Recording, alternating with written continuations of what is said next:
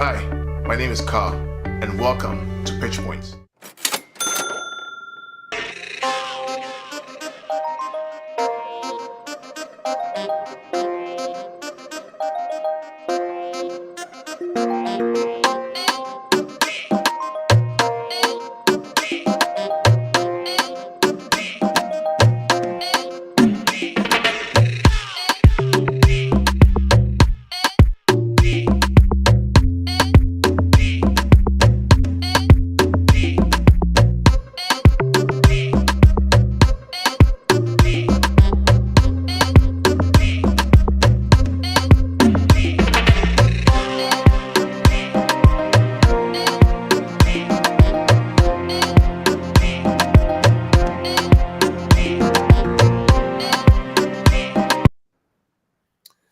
Welcome, everyone. Welcome to the show. Good afternoon to everyone. Good evening. Let's see. There is everybody. Can you guys see us now? Everybody can see everybody? Yes. Yep. Yeah. So thanks to Patrick for the intro. Patrick is the one always sending me these intros to use. So I try them so often. I'm not really an intro guy, but he does all the work, man. I just show them on here. But we have a good quorum of guys here today. We're expecting maybe one or two more. Don't Smoke all the way from South Africa. Welcome, brother. Thanks a lot, man. Very well coordinated intro, I must say. We're still working on it. We're trying to be like Vader. Vader is the expert at his intros and his breaks and transitions. So, Vader, welcome, brother. We can't hear you. You're on mute, Vader. Vader. While Vader's going on, let's Ty, welcome, brother. Thank you for having me. This is fun. Sorry, I was a little bit, a couple seconds late. I had to rush home. Yeah, no worries. Thanks for joining us. Vader, are you loud and clear now? Check 1 2. There we go. Okay. I was saying thanks for having me. I'm humbled. That intro, no. That intro's quality. Not only was I bobbing to the beat, but the visuals, man. I love it.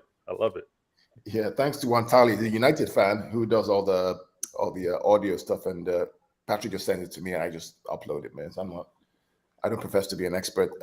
Adam, welcome. Yeah, how's everybody doing today? I thought you had a really great space early on today, man. That was an interesting space with Liverpool fans about the sale of the club. I find it strange that all of a sudden now they want oil money. You know. Classic. All of a sudden now give us the oil money. You know, it's an element of jealousy, right? And you saw when it happened with Newcastle, how they're all acting all righteous until they got bought, and then they can see now the effect of being under new stewardship that cares about the club, and now everyone wants it, right? It's bad until it's your turn. Yeah, absolutely. Hamza, welcome, brother. Yo, boys, hope everyone's doing well. I was just, how are you? Just getting live stream. I need some water. We're talking about Champions League. I need it, man. Like Pep. I hope everyone's doing well, though, man. Good. Assalamu alaikum, brother. Well done. Salam. Yeah. Hey, Martin, how are you, man? Oh, I'm trying to swap my camera out. I don't know what the hell's going on with it. So for some reason, I look like I'm sat in a cave. I don't know what's going on here. What is going on here? I have no idea. We have a quorum today, and we won't take too much time. But I know they have many shows coming up with Veta and with the Mancunian Way. By the way, hey guys, share your channels real quick before we start. So, Don't Smoke, where can people find you real quick online on Twitter if they need to find you before we start? Just on Twitter, Don't Smoke. Okay, Veta, I know you have many handles. I know that many names. Vader Games. Just type that into YouTube. Vader Games TV will pop up. But yeah, support your boy, Twitter and YouTube. Okay. Ty, where can we find you? Afrobeat Live Fan Zone? Personally, it's Ty Fact, but Afrobeat Live on IG, Facebook, and Twitter. Yeah, and just everyone out there. So Ty is my friend. We've been friends for God knows how long. He's the guy whose son was the youngest MLS player, correct? They made for you. Youngest. Huh? The third youngest. Yeah, so he's the one that Congratulations. I keep raving about. His son plays left-sided center back, really good kid. 15 plus a couple of 100 days. Made third youngest player in the MLS, which was big. Plays for Wayne Rooney, by the way, which is Nice. interesting. And he's training in with Swansea right now in Wales. He's been there for a week. We'll be there for 3 weeks. Ty, did you play? Yes, not Okay. professional level, but I played in college. So we got like a Holland Alfie thing going on. I will say that I wasn't that good, but hey, we tried. You never know, man. There we go. Hey, Martin, where can we find you? I know the McKeon Way is a very, very good channel. We all participate in it. We love it a lot. We have fun. We've been friends for what? How many years now, Martin? Pre-COVID? Too long. Don't know who you are. Who I am. No. Yeah, a long time. Mancunian Way, YouTube, TikTok, Instagram, the world, wherever. It's listen, I'm just a dinosaur, aren't I? That apparently likes to talk a lot of waffle. But yeah, no, if you want to come and join us, it's great. It's for old, new fans, for home and abroad fans. It's for fans all over the world to come together and chat Manchester City. And Hamza, I love your spaces. I sent you a clip I saw on TV where you're actually on City Plus TV, and they showed your tweet. Yeah. You see that? Oh yeah. I saw that. Yeah. You've become I a was star, shocked. mate. I was surprised. Yeah, hopefully, man. Nah, people obviously can find me on Twitter, Citizen Escobar. Just the first thing that came into my head. I thought, something different. But join my space. We have normally he hosts spaces as well. Yeah. Is Adam here? Kundo? He dropped out, Rich. He's coming back. He dropped out. Okay, right. Yeah. So obviously he'll tell you about his Twitter name, the time he would host, and then I would be the co-host, and then obviously we have Kundo, Veta as well, and Don Smoke. I saw you today, man. I tried rising you up, but I don't know many people. I tried rising you, and then the co-host started. No, I was just there to listen. I was just there to listen. I think you requested at one point, and then I tried adding you, but for some reason it just. So apologies about that, man. And thanks guys for joining us online. McLovin, we see you. Daniel Lehman, we see you two. Pick up Leipzig, perfect draw for us. We'll beat them. Hopefully, one factor is Leipzig doesn't have a ton of fans. We can carry them with the atmosphere. We got 25 fans that we had to have last time we played them, which was a good game, really good game. So let's talk about it. Let's like Martin will say, right. Martin always says right. No. We always have to start with Martin when it's Champions League. Okay, let's do this then. Let's talk about the draw. And we have a guest here. I mean, Ty is our guest. He's a Chelsea fan. And let me know if you can see. You guys, can you see the screen? Am I? Yeah. Can we see each other as well? No, just the graphic. We can't see each other now. Okay, just see if we can. Is that better? No? No, it's the same thing. Okay. No. Maybe, You know what? Let me tune into your chat. Oh, there we go. Oh, but we can't see the round of 16. Let me try and see it. No, it's not working. Okay. We know what it is anyway. We'll just put the graphics. Yeah, just put up the graphic. Okay, good. Yeah, it's all right. So draw was made today.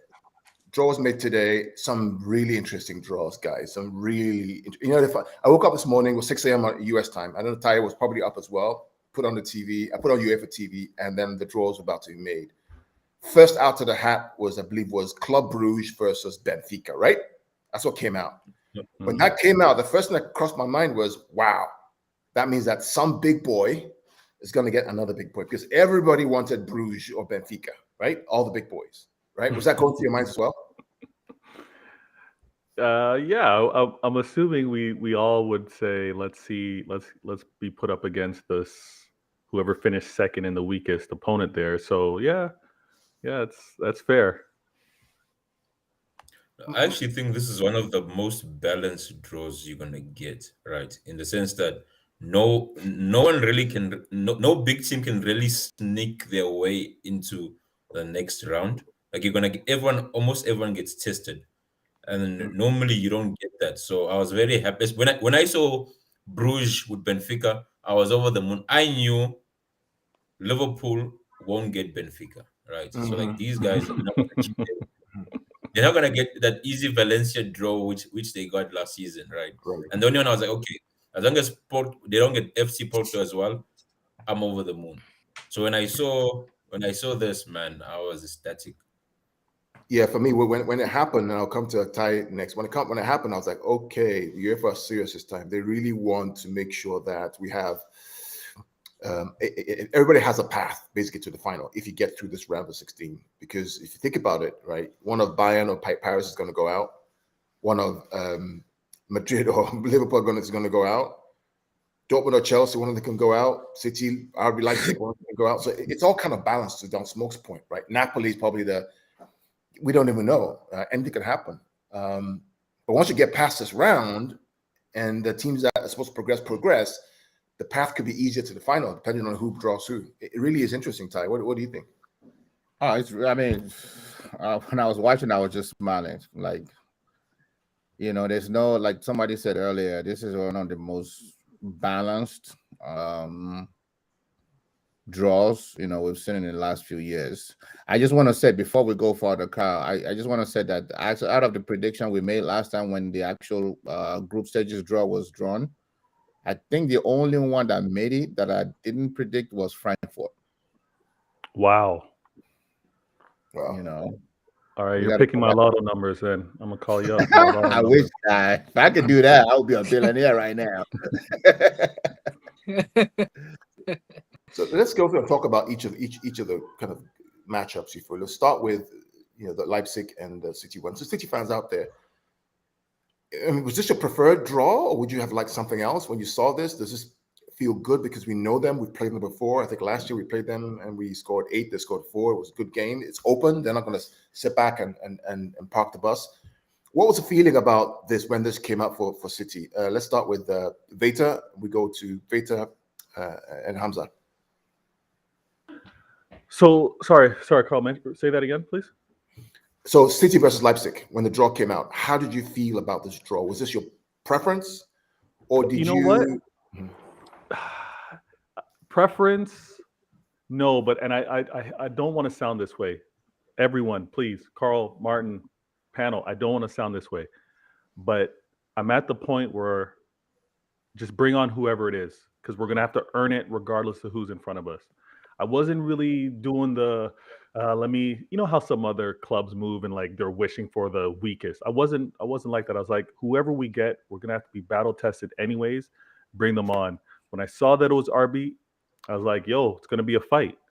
But I'd rather face this fight in terms of it's gonna be a fight moving forward. But I'd rather face this fight against a team to get the quality up, to get to have the level of play that we need to exhibit throughout this whole tournament. So I'm actually okay. I'm okay with it. I'm excited for it. And then another thing, when we want to think agendas and talking points, how rivals want to talk about us getting easy draws. They can't claim that. They can't claim that. This is the fight that we can definitely manage. Hamza, Leipzig are open, right? They play this the Red Bull way, which is counter pressing 4-2-2-2. They don't park the bus. They try to play football. Do you think that suits us? Yeah. Especially considering the fact that now we have Erling Haaland, right? If you want to play open football against us and not park the bus, Erling could be the difference. What do you think?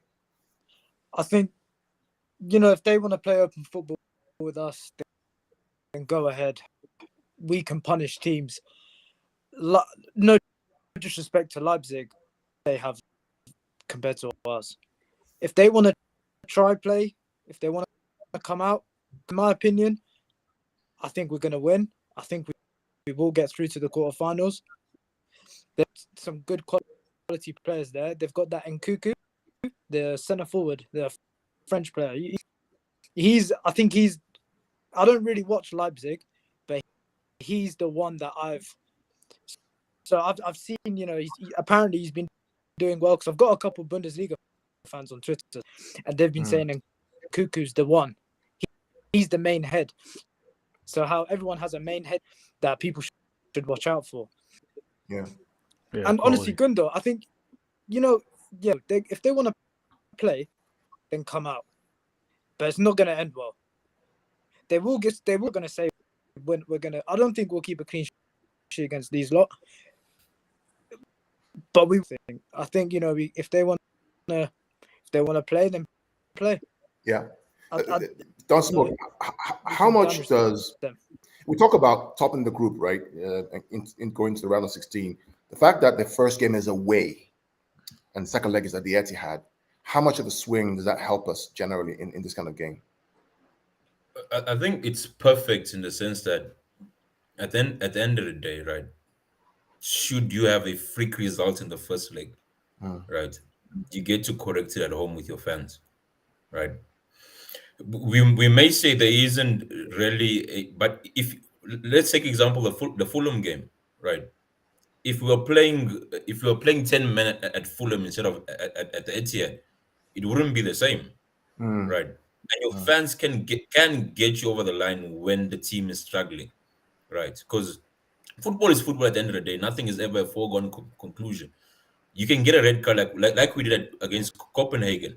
Then now you're no more the favorites, right? As much as you're the better side. So the fact that the second leg is at home, we can always correct a result if, for example, we didn't perform at our best. Because sometimes it happens where the first leg we don't kill the game, then we have to finish it at home. So and PSG will feel this, right? When they go to Bayern in the second leg, and if it's close at the Allianz, so it's that thing of whereby you're now playing against players and the fans.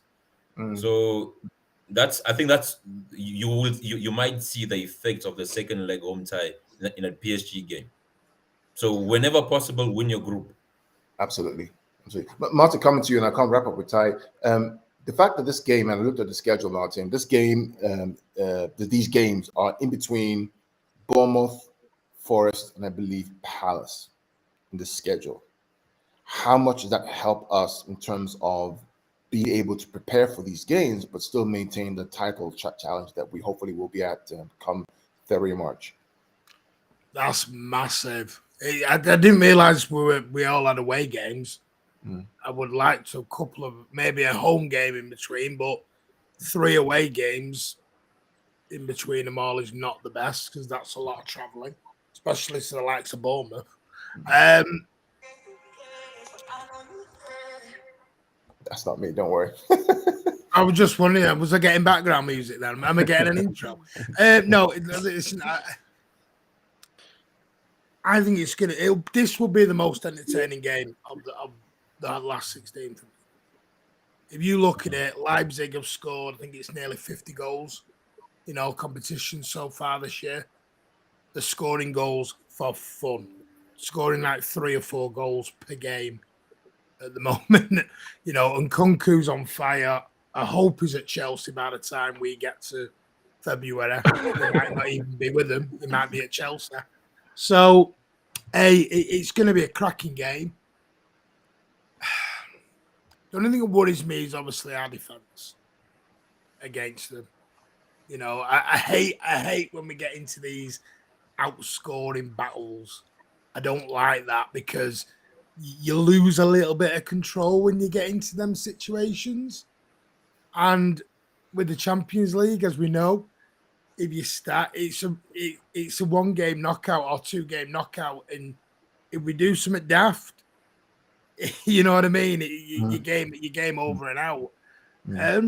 Listen, I would have preferred Club Brugge and Porto because you can relax a bit more. But the third team out, you probably want them. But it's a German club, and all German clubs are very dangerous.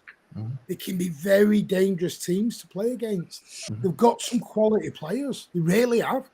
They've got Silva. They've got they bought that David Ram, who we were linked with. They've got Nkunku. It's I don't think it'll be easy, but we should get through. Yeah, I agree with you. To get through. Right. Of all the games that I mentioned, Bournemouth, Forest, this is probably the most important game. This one against Leipzig will be the most important game of all of them. If you get a result, and let's not forget, Erling Haaland is going back to Germany against Leipzig, who he loves to play against. There's a clip that's going on doing the rounds on social media where he bullies Upamecano, kind of sits him down on the floor. That's RB Leipzig, right? So he knows how to play against them. when we played them last year, we didn't have Erling Haaland. We didn't have Julian Alvarez. We had Grealish as a false nine. I believe it was Mahrez and Foden.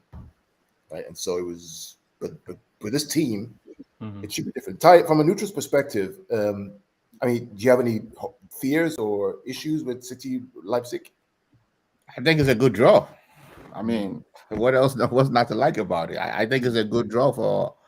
I think it's a good draw. I mean, it's better Red Bull than PSG. I think that's the only thing that would have given you guys a tough time. You know, you're better off with Red Bull than even Dortmund or Inter. So I think it's a good draw. As the non-City fan in the panel, I think it's an excellent draw. I don't, like somebody said earlier, you might not keep a clean sheet home and away. Maybe 3-1 at home, maybe 3-1 away, you know, but it's a good draw. And it's not till February, so a lot can happen between now and then. You know, Red Bull Okonkwo could be injured. I mean, he's going to be going to World Cup, and a lot of things could happen. Haaland is not, so he's going to be fresh. So there's a lot of dynamics that I think favor City in this matchup that I don't see you guys struggling to go through. Am I saying don't take it serious? Absolutely not. You know, that's why the game is played. Impossible can happen, but it's a good draw. And it's City all the way on this one. I think so too. And Patrick just joined us. Patrick, welcome, brother. How are you? If you can hear us. Maybe he's busy. I'm good, man. Sorry for being late. I was handling. Have you stopped spreading panic on social media about Leipzig? Have you stopped spreading? Oh no! I just troll. I just troll to see people cry and people panic. I'm laughing all the way. To be honest with you, I have watched Leipzig a few times, and I'm not going to say they're not great, but I just feel like Nkunku is on a threat. I know. Yes, Silva is a threat, but Timo Werner is there. I know, but this is the thing about Leipzig, especially if they play City. I agree with Martin. It's going to be punch for punch, but the thing about it is, with the way Leipzig play and the sort of space they give in behind, they don't care. Leipzig is just, we want to fight with you, and I don't think they're going to change from that, because that's what makes them who they are, and they succeed with that. But if you go toe to toe, it's going to be the same thing as a 6-3 again. Because the people were telling me it's a red card. No, the red card was the 79th minute. We had already bamboozled them already. I know that Nkunku had his goals, but I think right now they'll be more serious. The team will know that Nkunku is a threat. Timo Werner is also a threat, but I think we'll be able to beat them. I think what's gonna happen is, if we defend well, we'll beat them with a big scoreline. What I want is, I'm happy that it's at Leipzig. I remember the Sporting game, because even Sporting have the same behavior. But the second time they made a Sporting, they packed the bus. But I think Sporting also went toe to toe, and guess what happened to them? They were pumped. I like the fact that it's away. Then it comes to the Etihad. I think we're going to beat them, guys. I think they're going to do the open game thing. Yes, they're going to score, because that's what they are. They will continue attacking no matter what. But they're going to leave space for Haaland. And Carl, you remember what Haaland did to them? I was telling the guys here. He sat them all down, all of them. He sat them down to the floor and scored. So he knows how to play them. Even if Haaland is not fit, if Alvarez is there, the runs in behind are there. Like, guys, believe it or not, Leipzig, unless they change, they become like what Dortmund did recently to us. Leipzig can't play they can't even do blocking, because they're not great defensively. So they will come for us. And I like that. Let them come in. I think it's going to be a high-scoring game. Nkunku, unfortunately, is not going to Chelsea until next summer, so expect him to dunk on us, because players like Nkunku are just specially tailored for City. Well, I mean, one thing that Leipzig gives is, we'll move to the next one, is space, right? And if you give, that's why they scored 6-3, right? There was space. If you give them space, and now that they have Erling Haaland, you know, and you have De Bruyne. They won't have Timo Werner either, it doesn't look like. Yeah, he's injured for a couple of months, right? So it's going to be a good one. Ty, Dortmund, Chelsea, guys. So let's open up the floor, free for all. And what do we think about Dortmund versus Chelsea? Ty, how do you see this going, man? And what are your expectations? It's not a bad draw.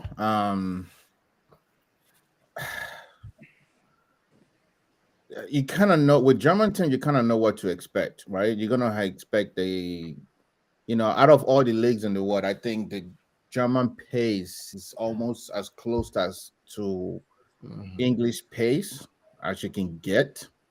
especially with a team like Dortmund. You know what to expect.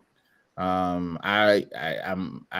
fine with it. I'm just worried about the state of Chelsea, to be honest with you. I think I told you, Kyle, over the weekend, I finally broke Harry Potter or Grant Potter down. Then I'm not impressed. I'm sorry. I'm just not impressed. I don't see what he's trying to do with the team. I don't know what his vision is. I don't know what his system is. This is not Brighton where you can just experiment daily or weekly. You know, you gotta have something. I don't think the players understand what he's trying to do either. Couple times players have the ball, they're looking up, there's no runs. I saw that many times yesterday, Ty. I saw that Yeah. so many times. Sterling The reason why High- Thiago lost that ball because he's looking at there was nobody. Yeah, Sterling, Silver, there's no runs. I don't know what the guy is doing at practice. I'm ready for him to be gone. You know, I'm sorry. I'm just so annoyed with the whole. Just for everybody out there, Ty is not like me or like Patrick, right? Ty is kind of like Vader and like Don't Smoke, right? Me, you know, Hamza, Patrick, we're all just kind of off the fluff. You know, Martin is kind of like the grandfather of us, so he kind of keeps everybody cool. So Ty is very, very, very calm. I mean, he's like Vader. He's like Don't Smoke, cool, chilled, not reactionary. You know, very fair, no trolling nonsense, just easy. So me, Hamza, Patrick, Adam, you know, we're renegade. You know, so when he's reacting like this, it's because he really knows what he's talking about. You know, he's been following Chelsea for God knows how long. He knows the levels that Chelsea are supposed to be at, and what we saw on Sunday. It was tough. It was tough work, even for me. Even the game against Brighton, like the players are so confused. I don't get it. So that's our biggest challenge against that game with Dortmund. It's us.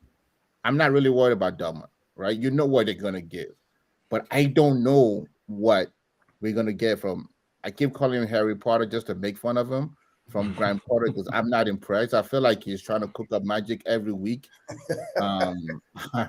So there's the name of Harry Potter, but I'm not impressed, and I said it publicly. I posted on my storyline. I'm ready for him to be gone because the players are not buying into whatever he's selling. So good thing is this game is in February, so if we fire him, we'll be able to get somebody else in that can at least stabilize the team and the players are happy about. Even Pulisic, I think him and Pulisic had some words in the locker room after the game that got leaked out. You know, I heard about that. Yeah, Silver is not happy. It's just I don't know. It's one of those Lampard situation again. You know, when we had Lampard, remember he was fighting with Rudiger, fighting with the senior players, and all. We're back to that square one. So I'm not worried about Dortmund. I'm worried about Chelsea's state of mind of the players when it comes to that Champions League. So depends on where we are. Then we'll beat them. If we're still in the same crappy situation we are now, then it's gonna be a long. It's gonna be a long group stages. I mean, not group stages, but Champions League weekend or 2 weeks. Does the panel agree with Ty? What do you guys think? Yeah, like I'm Hamza. happy. I'm happy what's going on in Chelsea, right? So the thing So is am I, this, man. right? Don't the brother. Don't worry. I'm total opposite. You know, your club made a very big mistake by not by removing Tuchel, right? By bringing Potter just after the way Tuchel left, right? You want an experienced head, someone with a bit of experience at a big think of a big corporation, right? Everything is going, there's turbulence and whatnot. Then you bring in a rookie. That makes matters worse. Because A rookie that has never been to a Champions League before he became exactly. a Champions League coach. Because the thing is, whenever you're dealing with players that have won things, what you want from them is respect. When you speak, they listen. You can't talk to players who've won many things, right? And be like, okay, the reason why X and Y is not working is because they'll be like, okay, what do you know about what we're going through? Like, have you ever rebuilt a club of this magnitude? Have you ever been in the competitions that we've won? And the answer is no. And the thing is also expectations. Now at Brighton, you can lose 3 games on the bounce because most of the times you're punching above your weight. They're like, whatever you give us is a bonus. Whereby here they're like, here we have standards. 2-game loss, the board is looking at you like, what's going on? Right? Whereby Brighton, like, don't worry. As long as we don't get relegated, it's fine. So that's the issue whereby he came in at the wrong time, right? And Martin, sorry, go ahead, so finish up. yeah, so he came in at the wrong time, and so Dortmund, other than PSG, you have Leipzig or Dortmund. That was your worst case, right? Leipzig, and because at the end of the day, they have players who can hurt you. And if you saw against Arsenal, right, any decent team, even against Brighton, that have players who are good enough, because your guys look confused, and Yeah. there is no coherence between the defense, midfield, and attack. So it's more like you're relying on moments of brilliance every match, and that's not sustainable. So it can only get you. It's the cracks are being seen through again. So I'm enjoying this. And that's what I told Carl over the weekend. I said we're relying on the players to have individual moment of brilliance instead of a team coherence. And that's what is really, really annoying me. Like, and you see him, he's sitting there like a dummy, not even no reaction. I know people complain about Conte, Klopp, and Pep, and all this fiery, passionate guy. I'll take that any day over a coach that doesn't have a passion in football. I don't like coaches with passion in football. I don't care if you can read the books. Football, it's about passion, and it's not about system or whatever is in the book. But anyway, I'm sorry, I don't want to take too much time. No. I mean, we're talking about Dortmund and Chelsea, so it's fair. It's okay, that's why we're it's here, okay, right? it's okay, it's okay. Yeah, so that's why we're here, right? I mean, and Martin is, the elder statesman of us all, and Hamza. How do you relate to this? How do you guys feel? Go on, Hamza. I'll let you go first because I've got an opposite view on that. Hamza, go ahead. Yeah, you then. About Chelsea, right? About Chelsea. Right? Chelsea Dortmund, the Chelsea Dortmund thing. Chelsea and Dortmund's a good tie. I think it'll be an interesting game. I think both teams will go at it each way. I think both sides will score a couple goals. I think it'll be interesting. I'm going to predict a winner. Right? And they get it all right on the day, they can win. But that's the problem. I'm not with Potter coming in. I'm not really. I've got a cousin who's a Chelsea fan, right? And he is not keen on Potter. Am I back, guys? Yeah, you're frozen. You're freezing out. You're freezing out. Martin, you want to go ahead while Hamza sorts out the connection? Yeah, I don't blame Potter. Listen, listen, I told you, Carl, in the summer, this was always going to come at Chelsea because of what they did in the summer. They literally had a scattergun approach in the transfer market. Tom Bowley was a kid in a sweet shop. And he went, right, I'm going to buy you, throw bids here, throw bids there.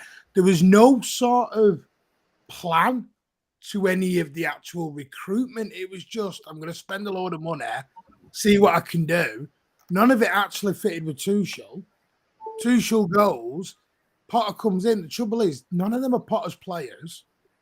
Mm-hmm. Potter's had to bring all of his Brighton staff with him to try. And the trouble is, you see, I rate Potter. And I said this on Agile. I would have loved Potter at City at some point. I know the fact is, I know what Don's saying, but every manager's had to start. Pep came in as a complete and utter novice at Barcelona, from Barcelona B. Every manager has to start at some point. And I think Potter was at a point where he was ready for a big job. I just think Chelsea's the wrong club. Because they went in with a brand new owner, like I said, who was a child in a sweet shop who just thought he could go crazy with mummy's credit card and went absolutely. We said it, I think me and you said it, Carl. There was no plan to any of the signings. It was just, I'll buy him. And they were putting bids in for like 4 different left backs when they already had 3. Like, how many left backs do you want? 7, 8, 9? I didn't get. And then you want to go and spend another 200 million in January. And it's like, what are you doing? Just, you've got to have, especially with Potter, with the way he plays football, you've got to let him have a full control of the plan. And he hasn't got the plan. He's literally just been going, here's a load of superstars, go. Yeah. You know, Potter is playing champ manager with somebody else's players. And I think it's hard for the lad, I really do. But yeah, I'm fully saying that. I do fancy Chelsea to beat Dortmund. I think so too. I think Chelsea would get through. Because I think they've got Chelsea are a team who, in moments, they can get a result. And in the Champions League, what you need is a couple of moments, bang, you're through, right? Away, get a point, win the game, come home, Stamford Bridge, everybody's at it. I highly doubt it. I'm sorry for cutting you off. I highly doubt it. I'm looking at that. I'm telling you. Here he comes. That's what I think. That's literally. Nah. I'm sorry to be the bearer of bad news. No. Not after how they were feasted recently. How they've been feasted. Like look at how they've been spanked. I know that Chelsea turned up some of these times, but just look at the two teams, right? I was impressed, like highly impressed by Dortmund, how they handled us. Patrick, you there? Yeah, so I was impressed by how they handled us. So looking at that Dortmund team and looking at this Chelsea team, and with the striker they have, this other guy, I forgot his name, he's causing so much trouble right now. I just feel like Yeah, I highly feel Chelsea are gonna have to go top level with them. Because don't forget, City were on top level when they met them, and we had Haaland, and this guy still managed to cage Haaland. But obviously he scored that amazing goal, but they managed to cage us down. And Jude, how he's playing, if Jude is fit, look at that Chelsea midfield. I'm telling you, this is you know what he's gonna do up there. Don't mention his name. You know what you're doing, Pat. Yeah. Anyway, carry on, Patrick and Hamza. Go ahead. Basically, I was saying, I think if like I said, if Chelsea turn up and I think the way they're playing right now, it doesn't look convincing. With the results they're playing, I don't think it's convincing for me yet. But you never know. Champions League shock you, anything can happen. But I think Chelsea will get through. I think they'll just. I was going to ask the Chelsea fan. What's his name? Sorry again, I didn't get it. Ty. Was it Ty, brother? I was going to ask you. This is not a troll thing. Just a genuine question. What do you think of Raheem Sterling? I like for the Chelsea buy, right now. What do you think? right? No. So, and I said this in the last show that I was with Kyle and I think what's his name was on that show. I like the buy, right? Because of course, we didn't have an option, so it was either start Sterling or start Pulisic, right? And or Kai Havertz. I agree with that. So if you have Sterling, Pulisic, Kai, I would take Sterling out of those three, right? Because if you let him do his thing up front, it's not the most clinical of striker, but out of those three, it's still the best, right? The numbers speak for itself. The experience, the year speaks for himself. So at that time, I didn't mind the buy, to be honest. And I still don't mind the buy. But really, Graham Potter is playing him as a wing back? Come on. That's the big I'd rather problem. play Pulisic as a wing back before I play Sterling as a wing back. That's why I'm mad at Graham Potter, at Harry Potter. Come on, man.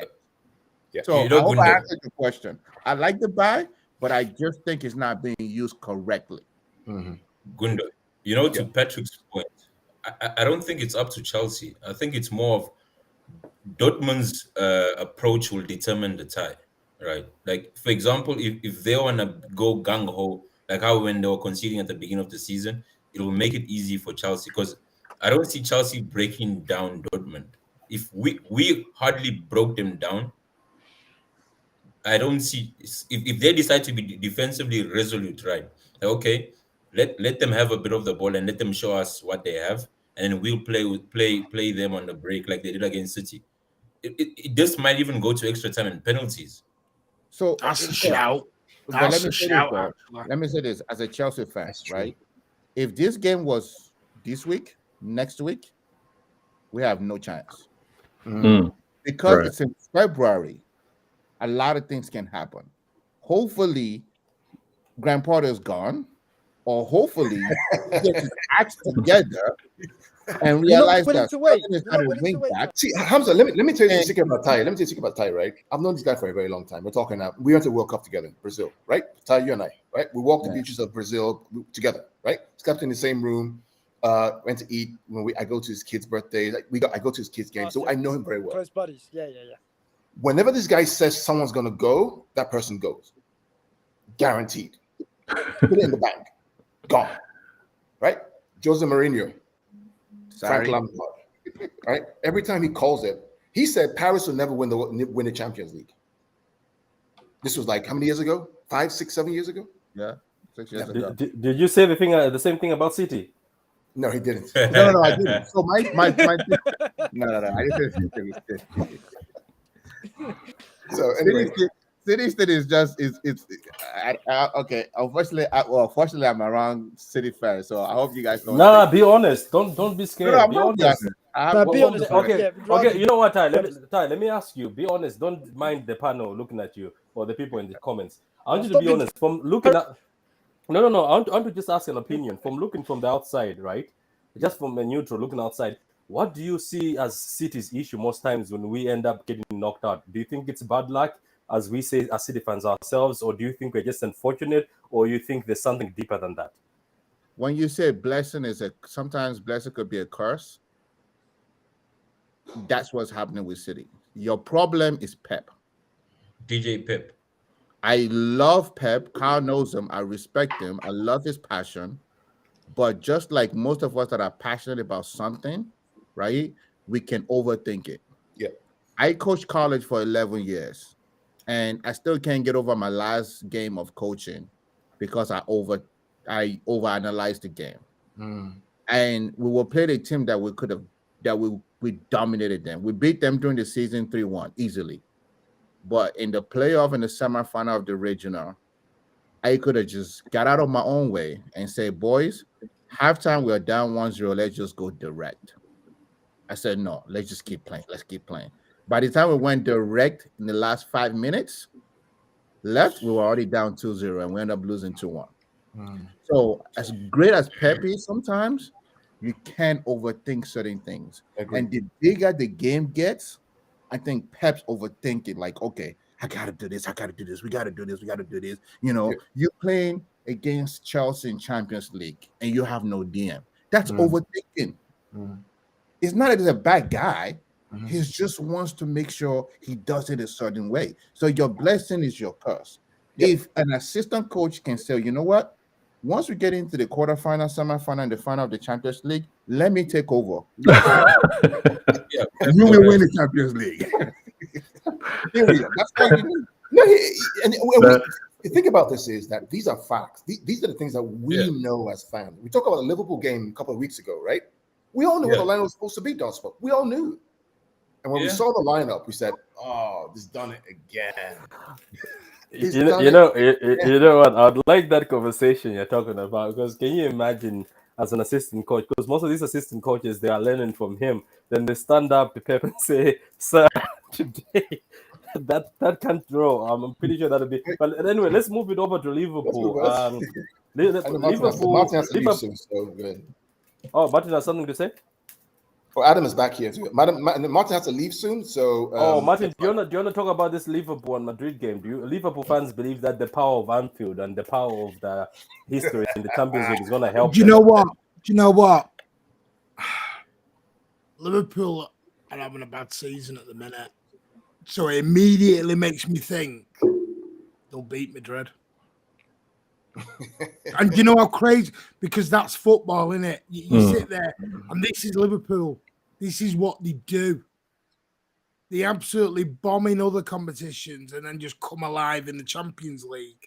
I mean, listen, I couldn't have been happy when they got Real Madrid, because everyone thought they were getting Benfica again, didn't they? Or Porto or whatever they were going to get. And as soon as they walked out with Real Madrid, I'm like, yeah, I'll have some of that. You know, and apparently they're going to get taken over and have a load of oil money soon, even though Liverpool fans can't read proper statements, and you know, but that's another story. But the simple fact is, it depends what Real Madrid do, because as we all know, Real Madrid could quite easily give up 10, 12, 13 chances and be out of the tie in 10 minutes. And that's we've all seen it, and this is what worries me with Madrid is if Liverpool, because the big thing with this is we don't play till February. This is 4 or 5 months away. We don't know where everyone will be. Liverpool might be suddenly back in the top 4 and flying again, and then it's a whole different game. This is it's we're all judging it now, but we don't know where things will be in 4 months, especially after a World Cup. We don't know what's going to happen, but I don't know why, but I've got a feeling Liverpool are favourites. Well, the only thing I would say, and come to Adam. Whoa, favorites. No, the only thing I would say is I think about the midfield of Liverpool versus Madrid. You have Tchouaméni, you have Valverde, you have Rodrigo versus Milner, Fabinho, and Thiago. I just can't see. That's scary. They have Trent versus Vinicius Jr. on that left side. This is what I mean. It depends in January. Do they go and spend in January? They're not spending. If they're trying to sell shares, they're not spending any money, man. Martin, no matter how much they spend, Liverpool is not going to beat Real Madrid. We can have a friendly bet. It's not going to happen. I'm sorry. No, I'm very pro the magic EPL of Anfield. The magic of Anfield. I'm very, very pro EPL when it comes to Champions League, but in this situation, Carlo Ancelotti, Real Madrid, and Champions League, you can't bet against them, and I would. To Ty's point, right? I think Liverpool would have had a better chance against Bayern Munich than Madrid. Yes, Madrid. If it was Bayern, I'd be like, okay, they could win it. If there's one team you don't want to play, especially a 2-leg tie, and you gotta take it to the Bernabeu. The thing with Madrid, it's more than football. These guys have belief. They don't care of the scoreline. They know is we can score even 5 goals in 20 minutes. If that's what it takes to get you over. So what they do is they'll let you get tired. And if you see, is that thing of whereby they're gonna try and be contained, resolute. Like let's take this game as long as we can, because we know when we go at them, they won't be able to. Because it's more than it's football IQ, experience. These guys they know the dark art. If they go ahead of you, it's done by 1 goal. Don, even the champion. Don, if you were gonna, if you could fix the fixtures, right? Would you have put Liverpool versus Bayern and PSG versus Real Madrid for the drama? I wouldn't, because I want Liverpool out early. Why? Oh no! Listen. I want Liverpool out early, but I just genuinely. And people think I'm probably mad for saying this. There is a magic with Liverpool in this competition. There is, and it's so annoying. It really is annoying. This is a team who were getting dominated by Barcelona, and with 2 goals down with about 30 seconds to go, and they still managed it. You're spot on. But the only team that has more magic than Liverpool in this competition is Madrid, and that's the problem. Because Madrid would beat you without even playing well. The thing is, how many games last season we saw where Madrid were out? Like if you just came like, no, this team is not gonna win. But they so calm. They're like, okay, for them the game hasn't started yet.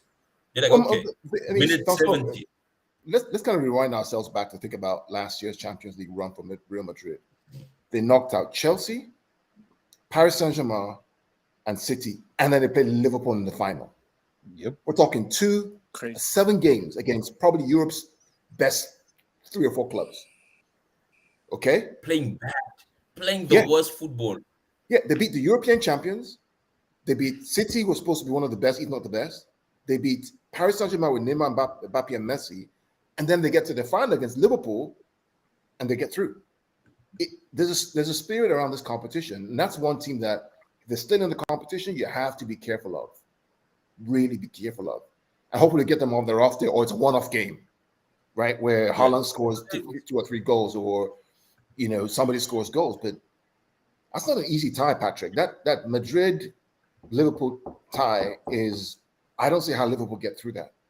These Patrick, guys can break your heart, like literally, they can ruin your season because you will outplay them in every department, right? And then the last minute or the last kick of the game, they either equalize to take it to extra time or they win it. And then you're like, how did we blow this? Yeah. It's funny because after we got knocked out of that game, I wasn't sad. I wasn't like disappointed. I was just like, well, this is football, man. This is Madrid. I'm not gonna lie. I was baffled. I was baffled though. I was baffled. What are you gonna do? It's over. I was upset. I'll be honest. But what are you gonna do? Sorry. Right? Ball comes in, it hits somebody on the head, it goes in. What do you do? Yeah, but with the Rodrigo goal. And Carl, I've been saying this for years. Carlo Ancelotti is one of the best coaches in the game. He doesn't overthink anything. He goes to a player and says, "Hey, this is your strength." Yeah, but he's got the squad. But he's got look at the team. He's got a tie. No, but Hamza, it's not about well. Team is Hamza, so good on smoke. It's very hard. Hamza, listen to the right. Hamza, it shows you the old school kind of coaching whereby I know your abilities. I don't have to give you a system. Yep. With enough time, correct. I know you will grab the situation by its hand and then shine through. Hamza, don't forget he took a relegation Everton to almost top 6, and as soon as he left, Everton is back in bottom 6 with the same players. Don't forget that. He came to Chelsea halfway through the season and won the league and then left. We had to find another coach to get back to the top. Carlo, I mean, I don't understand it. The guy, I studied him as a coach. He's a mastermind. He's a don. No, I do rate him as a man, don't get me wrong. But that team he has, you see manager in that team, they're going to do what Carl... I hear what you're saying, Hamza, because it is a luxury, right? There is a luxury with regards to the experience, the quality of those players, what they've done in the Champions League prior to that, to then getting the manager to say, listen, I know you've been here before. I know what you can do. Here's what I'm going to have you do. And then even for the young players that were experiencing for the first time, they could lean on those that had the experiences. I mean, I can't hate on it, but I'm not going to lie. I was baffled with how that game ended for us, but it's with anything for us. I was upset, man. Yo, it was wild. It was wild. I needed some time to just reflect. I mean, look at this. Liverpool have lost the last 6 games versus Madrid. Yeah. Yeah. Talk about magic. No, I get it. I just think, though, it's like the Madrid thing. We're going, and maybe I'm seeing it a bit different, but I go back to that Madrid game, and if it weren't for Mahrez, they're not even in the tie. Yeah, the issue. No, Martin, this but the not issue Real is Madrid. I know you said about this was not Real Madrid being the better team over City. City battered them. Yeah. No, but Martin, look at this. They've done the same thing to PSG. PSG dominate. The thing is, at the end of the day, we're trying to ask ourselves, okay. I'd say that's more luck than it is about. How many times do they have to repeat it for us to ask if it's luck? Because they were in the same situation against PSG when they were knocked out. Well, don't smoke. I mean, I think to summarize, I think there's a reason why this club has won 14 Champions Leagues, right? 14, not 5, not 6, not 2, not 10, not 13, 1, 4. Right? It's kind of like how we in City in the recent Premier League, we've won 4 out of 5. It's not by accident. There's a reason because we know how to win the Premier League for the most part. Now, Arsenal now the challengers, and I'm sure we're going to probably, put them in their place very soon. There's a way in which you do that. Arsenal won the most FA Cups. They know how to do that. Chelsea know how to get to the later stages, get to the finals and semifinals of the competition, Champions League, and sometimes win. Right? There's a way you go about doing that that becomes part of your DNA. We have to get to that point as City fans in the Champions League, which I think we will. But the Premier League, we know how to win it. Even without Guardiola, we won the Premier League, right? So it's. I'm picking Madrid because Madrid is Madrid, and Liverpool. I just can't see how Trent stops Vinicius Jr. But there's another one that we have to look at, and Beta and Adam, Paris Bayern. I mean, this Neymar, Mbappe, Messi, Sane, Mane, and who else? Choupo-Moting. Boys, I'm going to shoot. Have a good one. All right, see you in a minute. Have a Yeah. great show. No worries, Yeah, Martin. Martin. Take care of yourself. Beta, Hamza, Adam, Patrick, what do you guys think about Bayern versus Paris? I think I'll PSG let is gone. Brian- I'm gonna be honest with you, PSG is gone, and people are saying, oh, you're being a bit evil. I think we were having this discussion somewhere else, and people are like, oh, why is the thing about PSG is, as bad as Bayern's defense is, and about as good as PSG's front is, it's just it starts off I think away at PSG, then they go to Bayern second. I think if it maybe started the opposite, but PSG's ground has never been a fortress where you have to be scared of unless you're a La Liga team. So, or not a La Liga, League A team. So I just feel like even if PSG do something at their home ground, they're still going to Munich. I think they'll be slapped. I think this is the end for PSG because their defense doesn't look great. Even Bayern's defense, but Bayern would actually have better and experienced players to beat them. That's just my opinion, anyway. Vader, coming to you, Vader. What can we learn, Hamza, talk to, what can we learn about Benfica holding Paris twice, home and away, which is why they ended up being second in the group? And how does that figure into the game against Bayern Munich? Both of you go. Don't forget, McCarthy almost beat them, but they had to come back. Whatever team that is, McCarthy. Yeah, I think as great as the quality is at PSG, as fantastic as they are in attack, they're somewhat figured out. Like with a team like Benfica, if they're going to force everyone to have to defend because of their style of attack, which Bayern's going to do the same thing. Bayern's not going to allow Messi or Mbappe or Neymar to chill coming back on defense. Like it's going to have to be a team effort. And once you know that one of them is going to be kind of like reserving their energy or saving their lungs for later, you can gain an advantage. You can either overload, you can flood aside. So that's why it's going to be long for PSG. But in attack, yeah, of course they're dangerous. But Benfica showed like you can get at them.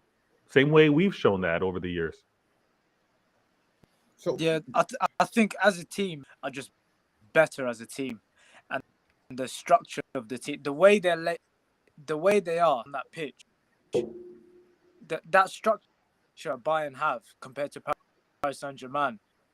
PSG, I speak to a lot of PSG fans as well on Spaces, and they said our defense has been really bad this season. We have been very shaky at the back. Marquinhos has been very poor. I said to them, look, defenses win you things. Yeah? Good attack. The front three, world class. Don't get me wrong. That front three can do damage to Bayern. Problem is the other side of the pitch and the midfield. That midfield and defense, they've got Goretzka and Kimmich in the midfield, right? Those two are the main ones. They're gonna completely outdo that midfield. And then the defense, PSG fans have told me it's not been good. So okay, Bayern Munich haven't got Lewandowski because he went. They haven't found a proper replacement, but they've still got very Leroy Sané. They've got Gnabry. They've got Kingsley Coman, which will do damage to their team. I'm with Patrick on this one. I think PSG. I think this could be the end for them. I'll be really honest. I really don't know what's going to happen, honestly. So another thing. One more thing. Have you guys noticed this as well? It's about Real Madrid. Just one little quick thing. Next year, every time from the round of 16 to the semi-final home. Have you guys noticed that? And the second leg seems to always seems to be at their ground, at Real Madrid's pitch. Oh yeah. And now they've got Liverpool away, and now they're back at their ground. I'm telling you, it's a magic. It's rigged. It's rigged. I'm telling you. It's the magic of the competition. This is a special thing we're talking about. But Ty, you know Bayern quite well. You've been there a couple of times, Bayern Munich, for business and pleasure. How do they feel about Nagelsmann and their chances against Paris Saint-Germain, given the fact that Paris have those three, Neymar, Mbappe, Messi? What do you think the feelings in Bayern? I mean, I love this draw. To be honest, I gotta watch this draw. Wherever I am, I gotta figure out where to watch it because I always love it when PSG gets kicked in the chin. You know, because PSG is just they just to me personally. I mean, yes, I'm a Bayern fan, I'm a Real Madrid fan, I'm a Chelsea fan, but PSG is also one of those annoying teams to me, annoying big club. That have the money to throw at everything, they just don't know how to spend it. PSG, if you watch PSG, they defend with 7 at best. Most of the time, it's with 6, right? Because you're not gonna have Mbappe, Neymar, and Messi drop back to defend as needed. It's not going to work. And when you play a team like Bayern Munich, it's not going to work. Bayern Munich, Real Madrid have something in common. They can pass their asses out. They can pass the ball 40, 50 yards like it's nothing. That's what I love watching those two teams. It's very, very entertaining because just because you want to stay compact and think you've got them in the box and boom, you got a 60-yard pass to the other side. Now you got to catch up. That's the kind of style that's going to dominate. I think Bayern Munich is going to win both home and away. Nagelsmann, to answer your question, Carl, personally how I felt about him. I still don't think it's a true coach that Bayern needs. Right, but he got the job because of he's German and came the right path to kind of like, okay, it's my turn to coach Bayern before I go coach the national team. There's this weird thing that they do in Germany where they kind of pass each other around as coaches and stuff like that. Would you have him replace Potter? No, sir. Okay, just asking. No, sir. Wait. Is there anybody who's given a fight for PSG? Sorry, No. I wanted to say no. Regarding that game, right? And the sorry, only one way. more point I wanted to make. After the second leg of the PSG game, mark my word, Messi's on his way out. Definitely. Okay. 100%. No, 100%. I agree with that. Regarding that game, right? The only way PSG has a chance is if they front three individually have the game of their life, right? Because collectively Bayern is better.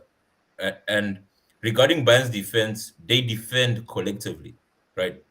That Goretzka and Kimmich partnership, they assist the defense. So it's almost like a back six.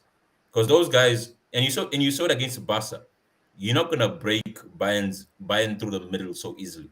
Most of the times, it's gonna have to be through the wing. Now the thing is, Messi and Neymar all wanna cut in. So what you get congested midfield, and that's advantage Bayern. So you're gonna have to get some ridiculous through passes or some magic from Messi and Neymar or Mbappe just to even make it a contest. Because otherwise, it's gonna be similar to a Barca. The way, don't be surprised if you see the same scores you saw against Barca. Because for me, it's almost like that, whereby Barca just bought stars and try to mash them in.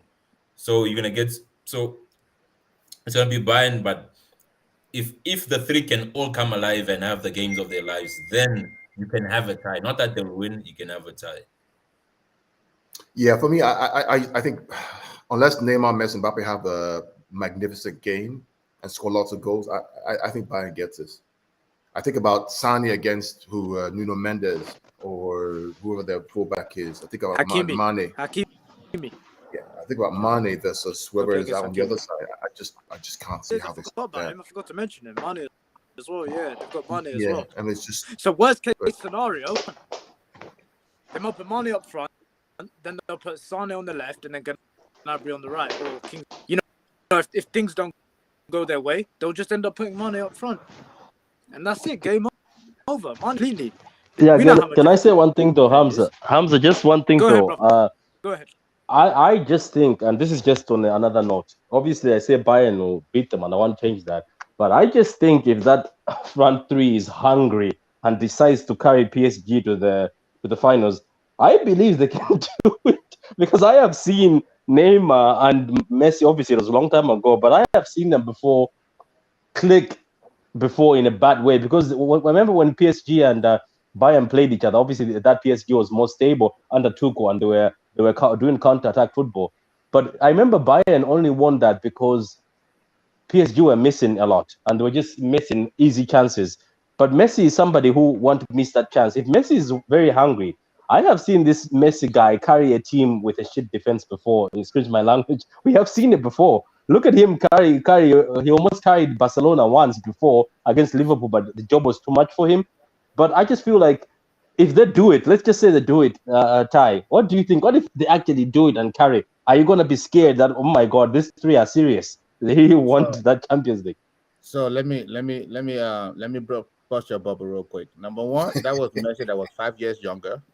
Number two, Hasme said earlier that defense win games. Would you all just agree and stay here that PSG has no defense? And one of the most overrated goalkeepers in the world is Donnarumma. I don't care what you say. Ramos is 37 years old now, 38? Yeah. But I'm talking about a goalkeeper. One of the most overrated goalkeepers in the world is Donnarumma. I mean, I don't care. Go look, go back. I would even take Kepa over Donnarumma right now. So I don't know. If those three things don't bust your bubble, Patrick, and Neymar is going to the World Cup. He's prone to injury when it comes to World Cup. Remember, these games are after the World Cups. Yeah. I don't wish bad on anybody, any player. So... Well, I started this segment on Paris and Bayern are talking about Benfica, right? Because I watched the Benfica games against Paris. They played them twice, and Paris were very lucky to even get a point out of both games, home and away. We're talking about Benfica, not Bayern Munich. We're talking about pressure in the round of 16. Because don't remember, last year they got kicked out in the round of 16, I believe, again from who was it? I can't remember who it was. Right? Madrid. I think it was Madrid. It was Madrid. Right? Do you know the pressure issue with PSG? Bayern, you know the issue with PSG? They keep in second. They give things in second and get in the big boys. But that tells you about the cracks in the way they think and the way they behave, right? Right? You're playing Benfica, Juventus, Maccabi Haifa. Right? With all due respect, if that was City, we'd probably top that group playing Benfica, Maccabi Haifa, and Juventus. Right? Chelsea probably do the same thing as well. With all due respect. Chelsea, I'm not too sure. Maybe a tight. Don't look at the Chelsea of the last 2 weeks. Maybe my goal difference. Of last year. Not just Chelsea today. Oh God, give us a little credit. but maybe again, my goal difference. What I'm going to do in preparation, and we're going to have sessions about each of these games coming in February, right after the World Cup, is that we're going to study the games like Paris versus Benfica, and look at what they did, come up with what we think each team is going to do, and we'll talk about that on Patrick's show, my show, or Vader's show. We're going to talk about that, right, as a team, as a collective, so we can study the game before, and we can look for the patterns that happen in the game. I just can't see how Bayern don't get through this for me. But you know, have you spoken about your favorite team, Carl? Which one? Spurs. Tottenham. Oh, well, that's why I'm giving it to Beta and to Don Smoke to talk about Milan versus Spurs. Guys, I think you know this is a blessing from the football gods, right? Because why? You have two teams that want to sit back and let the opposition have the ball, playing against each other, right? So it means that at the end of the day, unless either of them step up, the ball will remain in the middle, waiting for someone to come and get it. Right. Like, so at the end of the day, one of them has to do something. Because if you look at their approach, they both want to counterattack. And that's what they're good at. So it's that thing of whereby someone will have to play out of their way to win the game. And it's more of who will crack first. So I expect Inter to win because I think it's AC Milan versus Tottenham. Yeah. Is it AC Milan? Yeah, AC Milan. Yeah, it's AC Milan versus Tottenham. Yes, and I think this suits AC Milan in the sense that their league is normally played in this way, and that's how they won the league last season. So I feel shame for Conte because his miserable European record is just about to extend and continue. The only thing about Milan is that when they played Chelsea in the group stage, they had a lot of injuries. Goalkeeper was injured. Yeah. They had like 3 or 4 injuries, so they didn't have the full squad. Now with Spurs, where they have a full squad, I don't know. Spurs are kind of funny. Spurs are like a bad taste. Second half, right? They second half team. Yeah, they're not there, but they're there, but they kind of irritating. I mean, they do. I have a good friend that tunes into my show often, and he's a huge AC Milan fan. Huge. And I'm excited for him, but this game brings me no excitement. Like Don Smoke was talking about it. I honestly I hate watching Spurs play because it's there's no bravery in how they play. It's more of like, I'm going to react to what you do as opposed to enforcing or instilling my will upon you on the pitch. And I hate watching it. And I think to Don Smoke, like, Conte is just, he's going to get outclassed, I believe, because AC Milan can do that style. And I think they can attack better. The injuries don't help Tottenham. We'll see where that goes. I don't know how long Son is out, but they haven't looked good. We saw them just play just recently, and they're not in form, and they haven't been in form in that group stage at all. Like, look, they had to wait until that last day and pulled it out in the last few minutes. So, yeah, I think it's AC Milan's. I think it's theirs. Anybody disagree with Milan versus Tottenham? So it's AC Milan's. This I agree. This is a perfect match to not change your schedule to watch. At the score. But with that said, I'm going for my man Antonio Conte. And this is why, right? This is why. I'll tell you why. The league, there's something about league. When two teams are matched, EPL, the competition in England is much better than the competition in Italy. They play a slower pace, right? Italy doesn't have the players that can match the pace of any team in EPL top 6. And I consider Tottenham a top 6 team, right? But at the end of the day, when it comes down to it, who does Milan have that can carry them? Not Giroud. They all like Giroud. I mean, at least I like him, but I don't think he can carry them. They still have Kane. Son should be back, right? So they have the quality, and it's going to be a boring game, but I think because of the pace of EPL and the passion and the anger and the fire under the lead, the content Antonio Conte, we fire them above AC Milan. Yeah, I kind of feel that way too. I just feel like, Spurs will do what Spurs do. Drag it, drop it, run around in the last minute to get a goal, and they kind of get through. But that will be the end for them, in the quarterfinals. Maybe a header from Kane in the second leg that will finish it. They'll do what they do. Hamza, let's talk about, and actually, Don Smoke, I know you were talking about this game. This game is two teams that like to sit back. Who's going to be the progressive one, right? That's what you're talking about, Don Smoke. Hamza, what do you think about this game too? What the Milan versus Porto. Spurs, yeah. AC Milan versus Porto. No, you mean AC Milan versus Porto.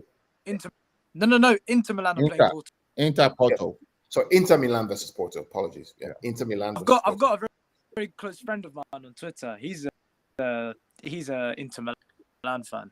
He said, I think I know him. Forza Inter. Yeah. I follow him. He came into this. Yeah. He told me. Obviously, he's always trolling and stuff, but I said to him, no trolling. Let's have a discussion about it. We are gonna whip them. They're a good team. I'm not taking. He said I'm not, but they're a good team. I don't watch Inter Milan, so I asked him, how are you guys playing? You lost to Juve, and what's going on. He goes, well, you know what? We lost. These guys, I'm telling you now, if all our attackers are fit, Martinez is going to cause a real problem. Okay, they've got Pepe at the back, but he's still a good player. He's still a good centre back, but he feels like really annihilate them. He thinks it's going to be 3-4-0 first leg, and then the second leg. I don't watch Inter Milan. But he watches Inter Milan all the time. Me how they play and how they are. They sit back, they wait, and can go straight forward for the ball. I feel like this is Inter Milan's Gundo, and hopefully our boy Dzeko, he does something. But I think go ahead. Yeah, go on, Patrick. Go on. I actually think it's the opposite in the sense that if you look at Porto's group, right, they had Atletico Madrid, right, which was like a good preparation for them for this kind of game, right? right? And they managed to top the group in the sense that they've managed to beat a team that plays a traditional low block, and that's what Inter do, right? So they normally like to play in transition through. Is Brozovic back, or is he still injured? I'm not sure, but he may be back by the time February comes along, right? He'll be. I think he's still injured at the moment. I think so. Because Inter haven't been the same without Brozovic. Because he is key to what they try to do, especially in transition, whereby he allows guys like the Barellas and all these Mkhitaryan and the wing backs to actually push up. So I think that will be the determinant factor because they're not the same side, and you can see even in the league form without them. Whereas Porto are also actually good on the break. So it's that thing of whereby it's almost like a Tottenham kind of game as well, whereby at the end of the day, whichever team is better on the day will win. Yeah, I just think Inter Milan's quality is too good. I think compared to FC Porto, no disrespect, you guys have got good players. You know, you've developed good players in the past, but I just feel like the players they have, like if you start from the back and to the front, they've got Skriniar, midfield, Brozovic, Barella, and then the attack, Martinez, Dzeko. They've got Lukaku. his name? Lukaku as well. Oh yeah, you can throw Lukaku in there as well. Wait, Ty, I don't think. are you guys gonna take Lukaku in Jan? Are you gonna take him back in Jan, or you're gonna extend his stay? Scratch his head. No, I'll take Lukaku over Aubameyang though. I would. I would as well, to be fair. I don't know, man. I really don't know what Potter's plan is. Yeah, it's hard to say. He has no plan, no clear plan. I think you lot should give him a chance.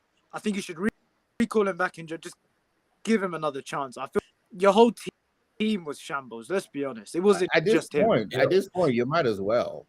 Yeah, but I'm not sure. I saw you guys. I saw you guys playing long balls, right? Where Thiago just get the ball and try to. No, I'm saying this is against Arsenal, and I was like, okay, is this a Potter team? I'm like, these guys are playing like Burnley, right, or like a Stoke City, whereby they think they have these. Man, no, like. But let's stick to Inter talk because I don't want to go back. I want to go back to frustration. That's it. He's right though. Inter Porto, please. The only thing I would say about this game is the fact that because Porto are going onto the first leg to Milan, they can go there and park the bus. And when you go back to Porto, you know how the Porto fan base is, man. They're going to be up for it. So the first leg is going to be really critical on how this tie ends. If the first leg goes 3 or 4-0, Inter, game's done. But if it's 1-0, there's no away goals again. If it's 1-0 or 2-0, it's still in the balance between both clubs. You know, it's very hard to play at the San Siro as well. A lot of into Serie A found a hard place to play. Yeah, it's a hard place. It's not easy there. It's thinking. To Milan will get the job done, but like you said, Gundo, if it's only 1-0 or 2-0, it's gonna be tough when they go to Portugal. It's gonna be very, very hard for them. They're gonna have to park it, and they're just gonna have to counter-attack, get the goals, make sure they're finish the ball. Because if they don't finish, and Porto keep getting the chances, after could possibly, they could possibly get through. But I think Inter are getting through, brother. I'll be ruthless. Yeah. Wait, are the away goals still part of it, or it's still not? No more away goals. Wow, that makes Leipzig versus City very interesting. Yeah, and Bayern Munich versus PSG also very interesting. Yeah, because these two teams, none of them will sit back; they'll just slap the hell out of each other. So we'll see who comes out. So basically, in this round, your attack wins you the game. Exactly, essentially.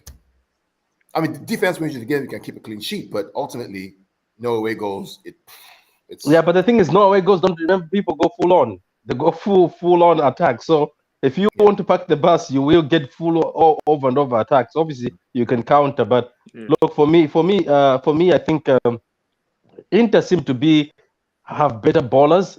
Porto always rely on packing the bus too. Don't forget, And Atletico Madrid could have beaten Porto if they were not missing a lot in the game they played against them. Atletico Madrid could have beaten Porto. But look, for me this season, let me just be honest with you. I'm gonna just say something. If we go to the next round, I don't want to see Spurs, nor do I want to see Liverpool if they make it, or nor do I want to see Napoli. Well, let's talk about Napoli. Napoli is now Napoli's- that's the last group we're talking about. Napoli, Frankfurt. Napoli have been stellar this season. They lost again at Anfield when the tie was Amazing really team. won. But they have some great players. I like that guy Kavicha. I like Osimhen. I like Lobotka, Politano. They have some good players, man. The way they play and move the ball is just fantastic. Don't smoke. Ty, what do you think about Napoli so far? They have Ndombele. Don't forget they have Ndombele. They have Ndombele. That's true. That's true. That's true. You can go on. You know. I feel shame for. I feel sad for Frankfurt, right? Because they will play in Napoli's hands, and they'll do so by giving them space. Because German teams have energy, right? And they want to come at you, right? So now the thing is, Napoli, right? I think ever since Sarri was there, right? They're very good possession based team. Even their players, like their whole midfield, they press resistance. So they invite the pressure. They set up traps for you. This could be a very long day for Frankfurt, right? Because they're coming from Europa, right, whereby the teams of a lower standard. And now the thing is, what you saw in a Liverpool game, the first leg, whereby it was 4-1, you could get it in both legs, in the sense that if you do go at them, they have very good players who are very intelligent and they're clinical. They have good wingers that that Georgian kid you spoke about, and Osimhen is also in form. So man, don't be shocked if you see an 8-2 aggregate. Yeah. Here's what I think. I think we should all be lucky we're not facing Napoli in the round of 16. I'm just being honest. If City or Chelsea was facing Napoli, I wouldn't be as excited for EPL team as I am that I agree. they're not facing EPL team in this round. Napoli, I've watched only 2 games this year of Napoli's, and I was impressed. One in the league and one in the Champions League. And I like the way they set up. I like the way they try to control the game. Yeah. And they can have clinical finishes for some. I mean, Osimhen, and they have guys with pace. That's the thing, is like you can't really defend them by packing the balls, because they can swing the ball, they can cross the ball, they have guys that can head the ball.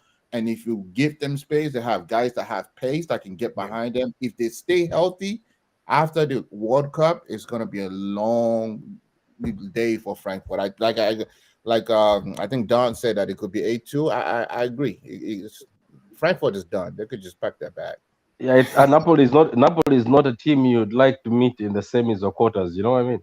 Yeah, 100%. Yeah. That's a dark horse of Champions League this year. I think they are the dark horse, and whoever is going to knock them out is going to have to really, really try. Madrid So will do it. Napoli. Go ahead. I just think in the Champions League. I just think in the Champions League, these are unbelievable. Their ratio for goals and for their goals is 3. That's crazy. Yeah. From Napoli. Yeah. You wouldn't expect that from Napoli. If the stats were shown from City, from us, we'd be like, yeah, you know what, Man City, they always scoring, etc. But Napoli on the attack have been very like Napoli is one of them teams where how Ajax went on that little run. Was it? They went on that run, and they went to the semis, I believe. Semi-final. Was it semis? Yeah, semis. Yeah. I think Napoli are going to do a similar thing to what Ajax did that season. Yep. Dogs. They're going to be that team where they're just Napoli will go be a far. spoiler. Napoli is going to be a spoiler. They'll be a spoiler. 100%. Gundo, but the thing is, right, I think if you play them later on, you have a better chance of beating them, because this season they're in a title run, right? Right. And that thing of whereby, so it's that thing of whereby they might have to pick, similar to what we had to do for the FA Cup or Champions League, like, because it will be close. So you'd rather face them later, whereby injuries could creep in because of excessive games, and the ties then to get them now, because right now they're a wrecking machine. Any team that even versus them in a round of 16, man, good luck. So just to round up around 16, we're thinking probably, I think City, Napoli, Benfica, Chelsea, probably Madrid, Inter. Is everyone here? Yeah, we're here. Yeah. Milan and Bayern. Yeah. Maybe. That's a good quarterfinal. That's a good quarterfinal lineup if that happens. Yeah, that City, is. And then we get Chelsea. and then we get Madrid. Benfica in the quarters. Yeah, hopefully we get Benfica in the quarters, and then that could be, and then Milan in the semi-final. And Chelsea gets Bayern or Madrid. It's But anyway, I don't want Milan. We just want to make top 4. But so wrapping up the show, we have one surprise. Adam, what do you guys think about this? Love it. Adam.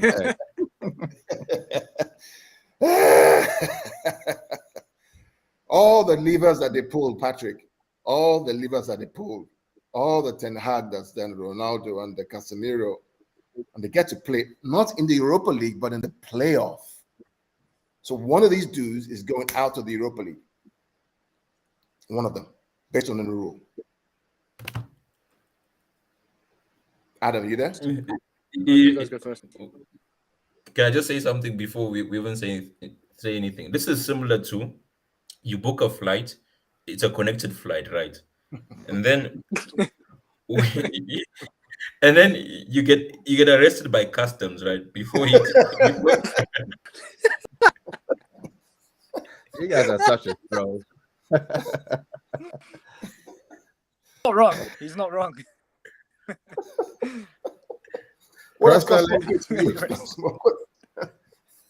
I love this. I really, really do. Because both teams have been kind of annoyed, especially Barcelona. For me personally, Barcelona has been annoyed with the way they cook their book to get all these players and set it up. And every player that Chelsea was looking at, they were buying off, and they had this big plan. And then if they get knocked out by Man U, that's painful. That is. I am here, man. I am here. So after Ty, go about this is the last piece of today. I just felt today was like we got the draw, which was good. We got Bayern versus PSG. We got Liverpool versus Real Madrid. I was so happy. And I waited till 7 o'clock for the Europa League draw, and the first out of the hat was Barcelona Man United. It just completed my morning. I think United are gonna beat these guys. I'm telling you, believe it or not. So. Yeah. I think United are gonna feast on these guys. Man, these guys are not stable at all. And if they play Garcia since Pique is retired, it's I don't know. I'm telling you, I think Lewandowski is good. I don't know. This guy apparently is not playing Frankie de Jong anymore. He keeps leaving him on the bench. But no matter what, I just feel like looking at that United team, no matter they got slapped this weekend by Aston Villa, I still think they'll have enough in the tank to beat. As Don Smoke wrote, I think it was Don Smoke, that this is the biggest mid-off we've ever seen in 2022. So it's one of the biggest average teams playing each other. It's quite funny that years ago, as a child, if somebody came to me and say in 2022 you will see Barcelona and United in Europa and they'll be one of the most average teams, you wouldn't believe it. But life comes at you fast, isn't it? Let's think about this for one more. In 2011, UCL final, perhaps the greatest final, one of the greatest finals of all time, was Barcelona versus United, was Ferguson versus Guardiola, right? At Wembley. Remember that game? 3-1. One of the biggest games of all time. To where we are right now, where it's Europa League playoff, not Europa League proper. United versus Barcelona. I mean, I'll just leave this here for our viewers online to take a look at, but I just wanted to share that this is going to be an interesting game to watch. It's going to be in February, which is going to be interesting. I'm watching this. Kyle, we should definitely schedule to watch this. We should do a watch along. Do you think Sue is going to come alive in this? Is he going to be there? Yes. Where else is he going to go? Who's going to take him? He could leave in January. He could leave in January. That's true. I think he should leave in January. The question is, who wants him? Chelsea. Yeah. Doesn't Todd wants him. Todd wants him. Chelsea owners want him. not Chelsea fan. He could go there, you know. Is he the Yeah, missing well, link? Yeah, is he the missing link at Chelsea to playing beautiful football again? The missing what? Missing link No. to your attack. No. We already have. Listen, you know how many old we have at Bamiyan? Bamiyan's like 45. Then you're gonna bring 32-year-old Ronaldo? Who's gonna get them the ball? Yeah, no, he's not going to Chelsea. He's not going. Probably go to Italy or maybe go back to Portugal. He should go back to Juventus. And don't forget Thiago Silva is 90 years old. Hey, there you go. Yeah. So, anyways, Patrick, you want to wrap us up quick, guys? Yeah, guys, that was everything. Thank you for the panel for coming, and the guys watching, make sure you subscribe, like the vid, and we'll see you next time when the matches have been played. You know what though? Let's do the World Cup. You know, let's cover a few things in the World Cup. Let's not just stay silent. Yeah, we're gonna cover a few of the games with the World Cup on this channel. But anyway, thank you guys for coming on. Hamza, Don't Smoke, Adam, Better Games, McKinion Way. Carl, yourself, thank you for hosting us, and guys, till next time, peace. Did you play the intro, Carl?